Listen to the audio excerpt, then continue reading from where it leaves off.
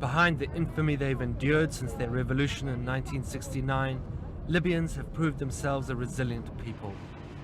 Today, they celebrate the 25th anniversary of one of the most controversial characters in the world.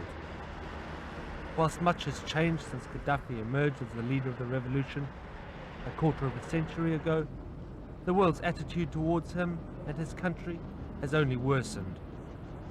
Today, Libya and its people face broader and more stringent international sanctions than ever before.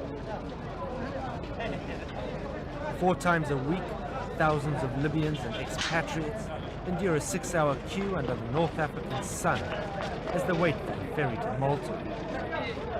The UN sanctions imposed 2 years ago mean that the sea journey from Tripoli is the most efficient method of travel abroad. Such restrictions raise more than tempers. Inflation grows and the economy suffers.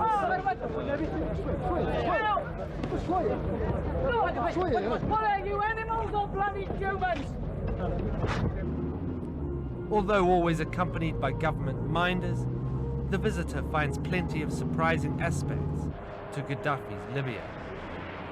Oil revenues have made this country and its people more prosperous than their North African neighbors. Satellite dishes abound. The American station CNN has tens of thousands of Libyan viewers. Widespread home ownership is a principle of the state that appears to be put into practice. Landlords are illegal, so Libyans are encouraged to buy their own homes by paying subsidized monthly mortgages. In this housing project 20 kilometers outside Tripoli, people live in conditions that would be the envy of any country in the Arab world. The young families who live here have much to be thankful for, and they ascribe their good fortune to the revolution and their leader. Previously, a young man like me would not be able to marry and have a house like us now. Life was so difficult. My father suffered a lot from being a worker, on wages, and paying rent. Now everything is available. Life has changed in every aspect. Gaddafi wrote down his political formula in what every Libyan knows as the Green Book. Unusually, for this part of the world, Gaddafi's Green Book demands equality for women. The Green Book gave women a big role. Previously they were just objects. The Green Book gave women their rights. Now they can build, carry guns, fly a plane, drive a car, or join the army. In all fields, we're treated equally with men. Despite at least 3 coup attempts and a number of failed assassination bids, Gaddafi, the idealistic leader of 4.5 million, still has support from many Libyans. The Green Book is Gaddafi's Bible. In it, he calls for a strict socialist system of rule and lays out a plan for a society where everyone is equal. Gaddafi's support for violent movements around the world provoked the United States in 1986 to bomb Gaddafi's home. It was in revenge for a terrorist attack in Germany, which it now appears the Libyans may have had nothing to do with. Nevertheless, the Green Book clearly outlines Gaddafi's enthusiasm for such movements. Today, the ruin is kept as a memorial to those who died. Amongst the dead, her bedroom preserved in her memory, Gaddafi's 1.5-year-old daughter, Hannah.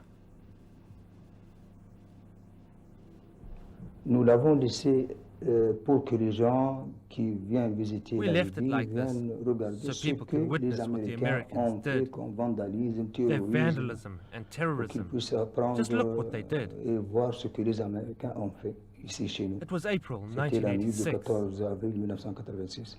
Ce que les Américains ont fait. Eux, d'un côté, ils parlaient de l'humanité,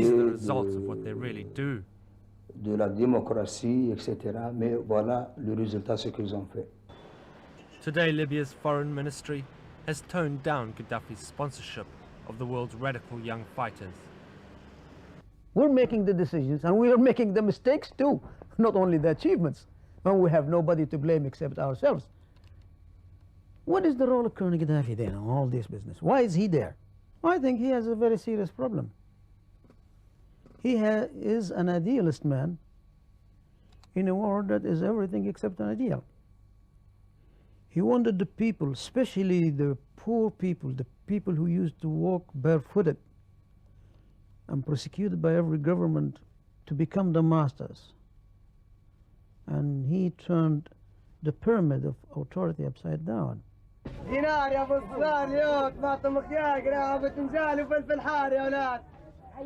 Gaddafi's unique plan has backfired internationally, and though few go hungry at home, people here are starved of freedom.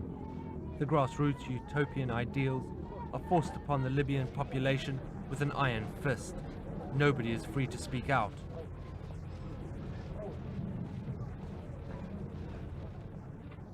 How do you think about your leader, Colonel Gaddafi?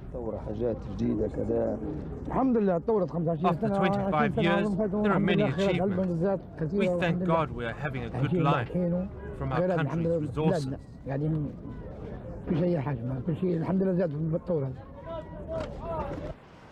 Gaddafi has brought to his rule something of the uncompromising life of the Bedouin. He was born in a tent and spends months each year roaming the deserts. Human rights is a word not mentioned in the open. Society is controlled by popular committees, supposedly nominated by the people. In reality, they have become a dangerous and deadly force of control with few limits to their powers. The regime is very oppressive and the risk is very high. The students of the revolution committees in Al-Fatah University and in Benghazi University have actually tried fellow students and hanged them in the university grounds. This happened during the students' revolution, and also we heard about a teacher who has been tried by his student and hanged to death. As Gaddafi celebrates 25 years in power, he'll be receiving no guests through Tripoli airport. Accused of protecting the two men who blew up the Lockerbie jet in 1988, Libyan airlines are unlikely to fly in the near future. And with the hardening of UN resolve, even the ships waiting to come into Tripoli port may soon go, leaving Libyans to depend entirely on their own resources. And they are unlikely to receive sympathy from Britain, having previously armed the IRA. Today, that's a decision the Libyans say they regret, and one made in a moment of anger following the bombing of Gaddafi's house. This Irish problem, we got into it accidentally. If Britain and America can practice revenge, why can't Libyans practice it? So we went there and supported them again, because they are the only people who can hit the bridge. We don't have any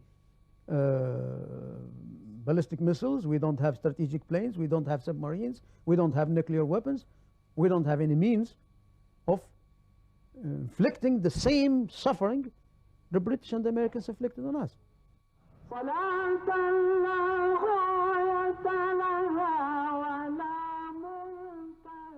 As Gaddafi reaches his 25th anniversary, he may yet have his greatest challenge ahead. The Islamic resurgence taking root in North Africa is no friend of his. All mosque preachers in Libya are employed and controlled by the government, in the same way that journalists are. Already the Algerian fundamentalist group FIS is said to have a toehold in Libya. While Libyans can afford to eat, the fundamentalists are unlikely to be a problem. But that could change if sanctions start to hurt ordinary Libyans.